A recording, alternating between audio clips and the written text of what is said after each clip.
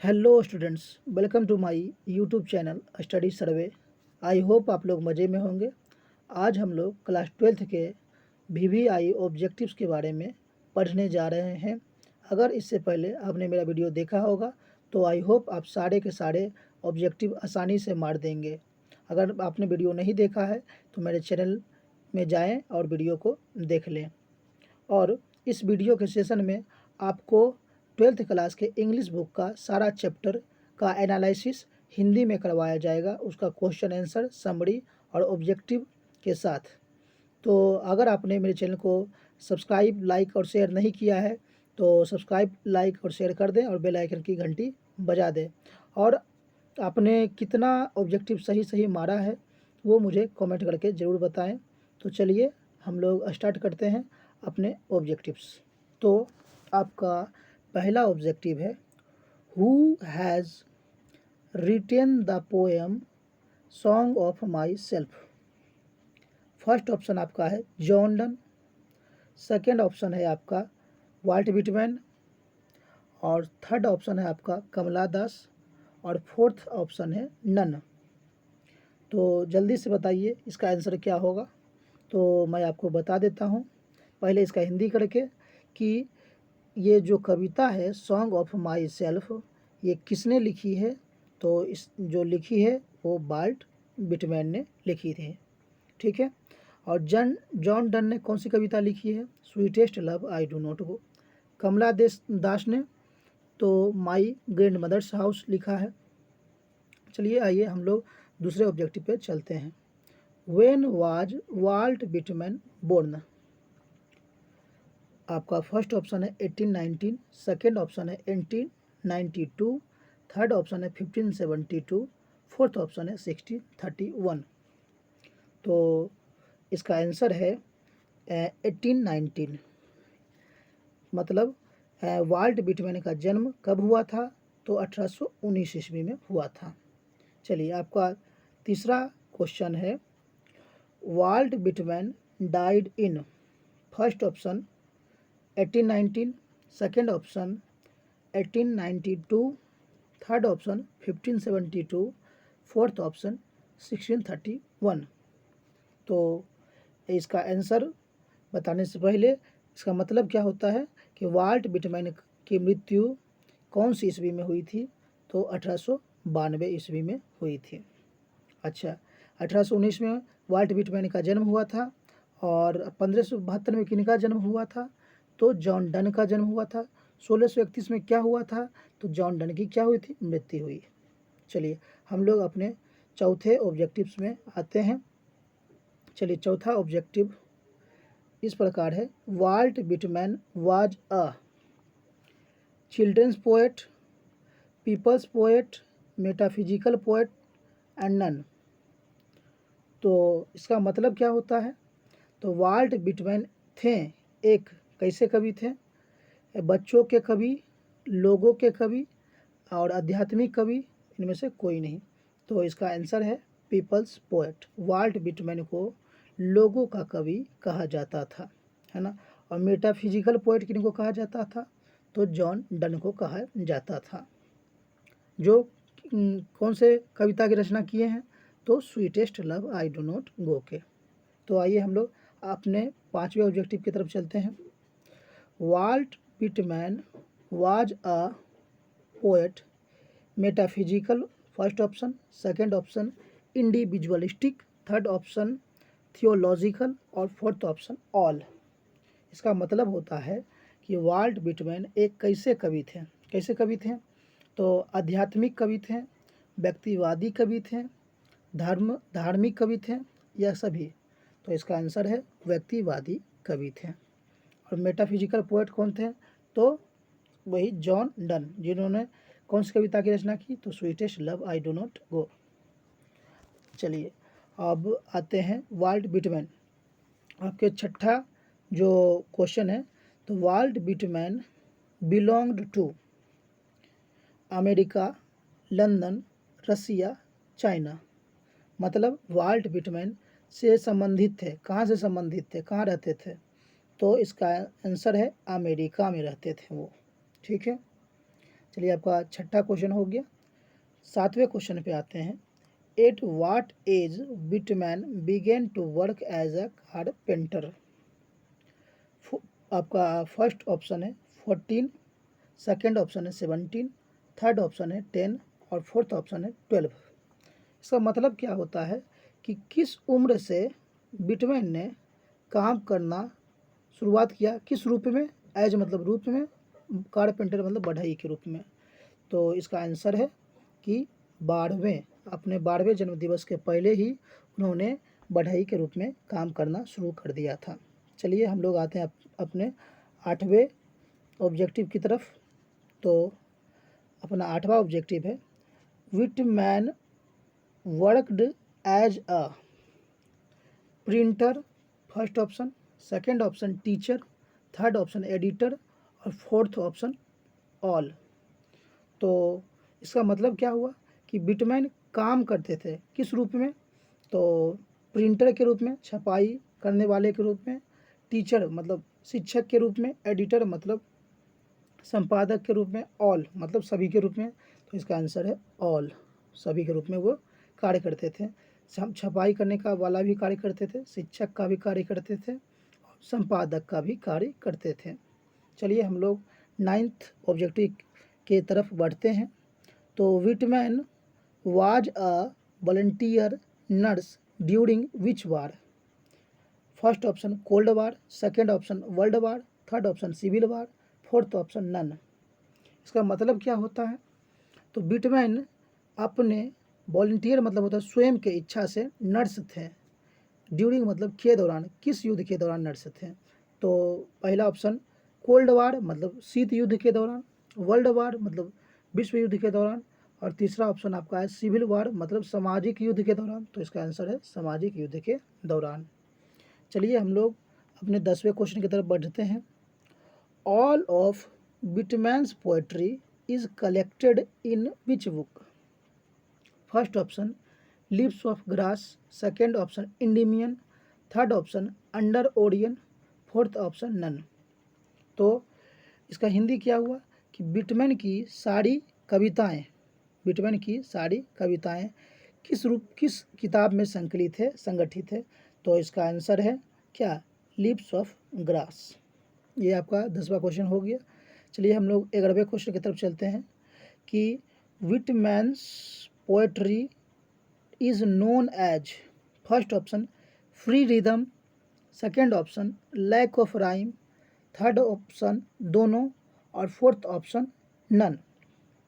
तो इसका हिंदी क्या हुआ कि बिटमैन, बिटमैन यहाँ अपोस्ट्रोफी है मतलब का, बिटमैन की कविताएं जानी जाती है, किस लिए जानी जाती है, किस रूप में, फ्री रिदम मतलब मुक्त लय के रूप में जानी जाती है, लैक ऑफ राइम मतलब तुकबंदी की कमी के लिए जानी जाती है, बोथ मतलब दोनों, और नन मतलब कोई नहीं। तो इसका आंसर है बोथ, उनकी कविताएं और मुक्त रूप और तुकबंदी की कमी दोनों के लिए जानी जाती है। चलिए हम लोग अपने 12वें क्वेश्चन की तरफ आते हैं। आपका 12वां क्वेश्चन है क्या, तो आपका 12वां क्वेश्चन है when was Whitman's first book published. मतलब आपका फर्स्ट ऑप्शन यहाँ पर है 1855, सेकंड ऑप्शन है 1866, थर्ड ऑप्शन है 1881 और फोर्थ ऑप्शन है नन। मतलब क्या होता है कि व्हेन मतलब कब, कब विटमैन की पहली किताब पब्लिश्ड मतलब प्रकाशित हुई थी। पहले तो आपका 1855, 1866, 1881 की कोई नहीं। तो इसका आंसर है 1855 में। 1866 में उनकी जो दूसरी किताब थी ड्रम टैप्स वो प्रकाशित हुई थी, और 1881 में जो उनकी पहली किताब थी लिप्स ऑफ ग्रास है ना, वही दोबारा प्रकाशित हुई थी, वो भी बिना काटे छाटे। तो चलिए हम लोग अपने 13वें क्वेश्चन की तरफ चलते हैं। Translation of Leaves of Grass were enthusiastically welcomed. मतलब लिप्स ऑफ ग्रास का अनुवाद इंथुजियास्टिकली मतलब उत्साहपूर्वक स्वागत किया गया, कहाँ, तो अमेरिका में, यूरोप में, ऑस्ट्रेलिया में कि सभी में। तो इसका आंसर है यूरोप में। चलिए उसके बाद विटमैन्स इम्पोर्टेंट वर्क्स इंक्लूड। बिटमैन, यहाँ देखिए एपोस्ट्रोफी एस लगा हुआ, तो बिटमैन की कविताएं और इम्पोर्टेंट मतलब महत्वपूर्ण, बिटमैन की महत्वपूर्ण और वर्क्स मतलब रचनाएं, बिटमैन की महत्वपूर्ण रचनाएं इंक्लूड मतलब शामिल है, क्या चीज़ उसमें शामिल है, तो Leaves of Grass, drum taps, सी मत जो है आपका ऑप्शन थर्ड बोथ दोनों, और डी ऑप्शन यहाँ नन होना चाहिए, है ना, नन होना चाहिए। तो आपका आंसर है lips of graphs and drum taps दोनों जो है उनकी महत्वपूर्ण रचनाओं में है। लिप्स ऑफ ग्रास की रचना उन्होंने कब की थी, तो 1855 में की थी, और दोबारा जो है उसको प्रकाशित लिप्स ऑफ ग्रास को कब किया था, 1881 में, और ड्रम टैप्स की रचना कब की थी, तो 1866 में। तो चलिए हम लोग अपने 15वें क्वेश्चन की तरफ चलते हैं। तो 15वां क्वेश्चन आपका था कि the theme of poem song of my self, individualism, universal brotherhood, third option आपका है एग्जिस्टेंस, और फोर्थ ऑप्शन है ऑल। इसका मतलब क्या होता है कि सॉन्ग ऑफ माई सेल्फ कविता का जो थीम है, उसका मेन पहचान है, मेन उद्देश्य है, क्या है, तो पहला आपका ऑप्शन है इंडिविजुअलिज्म मतलब व्यक्तिवाद, यूनिवर्सल ब्रदरहुड मतलब सार्वत्रिक सभी जगह जो भाईचारा पाया जाता है वो, और तीसरा ऑप्शन आपका है कि अस्तित्व को बनाए रखने के लिए यह कविता लिखी गई है, और चौथा ऑप्शन सभी। तो इसका आंसर है ऑल, सभी। यह कविता 3 पहलुओं पर आधारित है, पहला व्यक्तिवादी पहलू, दूसरा कि सभी में समानता दर्शाना, भाईचारा दर्शाना, और तीसरा ऑप्शन अपनी अस्तित्व को बनाए रखने के लिए, अपने आप को स्वस्थ रखने के लिए प्रकृति को धन्यवाद देना। तो ये आपका 15 ऑब्जेक्टिव क्लियर हो गया। तो आइए हम अपने 16वें ऑब्जेक्टिव जो फिर शुरू करते हैं हम लोग। तो आपको 16वां ऑब्जेक्टिव जो शुरू से हो रहा है 1 नंबर से, वो इस प्रकार है कि what is celebrated in the poem song of myself. First option nature, second option existence, third option both, fourth option none. तो इसका हिंदी क्या होता है, वाट मतलब क्या, सेलिब्रेटेड मतलब आनंद मनाया जाता है, तो कविता में किस तरह की खुशियाँ मनाई जाती है, किसके लिए खुशियाँ मनाई जाती है, तो पहला नेचर के लिए, और दूसरा मतलब प्रकृति के लिए, दूसरा अस्तित्व को बनाए रखने के लिए, तीसरा दोनों के लिए, चौथा कोई नहीं। तो इसका आंसर है दोनों। चलिए हम लोग फिर से आते हैं दूसरे ऑब्जेक्टिव पर।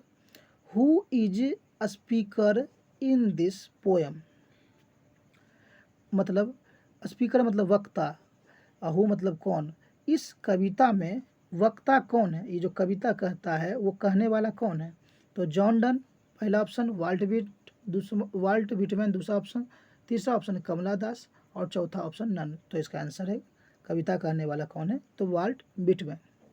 तो आइए हम लोग अपने नेक्स्ट क्वेश्चन पे चलते हैं कि song of my self shows in human, मतलब क्या होता है कि सॉन्ग ऑफ माई सेल्फ दिखाता है ह्यूमन में इक्वलिटी, डिफ्रेंशिएबिलिटी, बोथ या नन। तो इसका आंसर है अब इक्वलिटी मतलब होता है समानता, डिफ्रेंशिएबिलिटी मतलब असमानता, बोथ मतलब दोनों, और नन मतलब कोई नहीं। तो इसका आंसर है समानता को दिखलाता है। चलिए हम लोग अपने चौथे ऑब्जेक्टिव की तरफ चलते हैं। In summer Whitman observes of grass needle, पहला ऑप्शन, दूसरा ऑप्शन स्पीयर, तीसरा ऑप्शन नीब, चौथा ऑप्शन नन। इसका हिंदी क्या होता है कि गर्मी में इन समर विटमैन ऑब्जर्व करता था, महसूस करता था घास का, क्या, तो घास का वो सुई महसूस करते थे, स्पीयर मतलब दंश जो भाले के जैसा नुकीला होता है, निब मतलब पेन का जो नुकीला भाग होता है, या नन मतलब कोई नहीं। तो इसका आंसर है स्पीयर वो अनुभव करते थे जो घास का दंश है वो गर्मी में अनुभव वो करते थे। चलिए हम लोग अपने 5वें ऑब्जेक्टिव की तरफ बढ़ते हैं। According to the poem Whitman is a great lover of, मत इसका पहला ऑप्शन है आर्ट्स, दूसरा ऑप्शन साइंस, तीसरा ऑप्शन आपका है नेचर, और चौथा ऑप्शन है कॉमर्स। इसका मतलब क्या होता है कि कविता के अनुसार, अकॉर्डिंग मतलब के अनुसार, विटमैन एक बहुत बड़े महान प्रेमी थे, क्या चीज़ के, तो आर्ट्स के मतलब कला के, साइंस मतलब विज्ञान के, नेचर मतलब प्रकृति के, कॉमर्स मतलब अर्थशास्त्र के, तो इसका आंसर है नेचर के। चलिए हम लोग अपने नेक्स्ट ऑब्जेक्टिव की तरफ आते हैं। इन the poem song of my self the poet for himself, मतलब कि जो आपका पोएम है सॉन्ग ऑफ माई सेल्फ, उसमें पोएट जो है खुद को क्या करता है, तो आपका फर्स्ट ऑप्शन है लाफ, हंसाता है, सिंग्स गाता है, और क्राई मतलब रोता है, नन मतलब कोई नहीं, तो खुद में वह क्या करता है, तो गाता है। चलिए, खुद से वह खुशियाँ मनाता है, खुद में वह गाता है, ये आपका था लाइन। तो आते हैं हम लोग 7वें ऑब्जेक्टिव की तरफ। विटमैन वाज पोएट, मतलब विटमैन कवि थे। तो कैसे कवि थे, एक इंडियन कवि थे, एक अमेरिकन कवि थे, एक ब्रिटिश कवि थे, एक कोई मतलब कोई नहीं, तो इसका आंसर है वो एक अमेरिकन कवि थे, क्योंकि उनका जन्म अमेरिका में हुआ था, इसलिए वो अमेरिकन कवि थे। चलिए हम लोग अपने नेक्स्ट ऑब्जेक्टिव की तरफ आते हैं। तो नेक्स्ट ऑब्जेक्टिव जो आपका इस प्रकार है, song of my self is a, song of my self is a lyric, पहला ऑप्शन, दूसरा ऑप्शन जो है इपिक, तीसरा ऑप्शन सोनेट, चौथा ऑप्शन नन। तो सॉन्ग ऑफ माई सेल्फ जो है आपका वो क्या है, एक लिरिक है ना, एक लिरिक है, महाकाव्य नहीं है। एपिक का मतलब होता है महाकाव्य, सोनेट का मतलब छंद होता है, जो 14 लाइन की कविता होती है उसको सोनेट कहा जाता है। तो ये एक लिरिक है, धुन है। चलिए हम लोग अपने नेक्स्ट क्वेश्चन की तरफ जो बढ़ते हैं।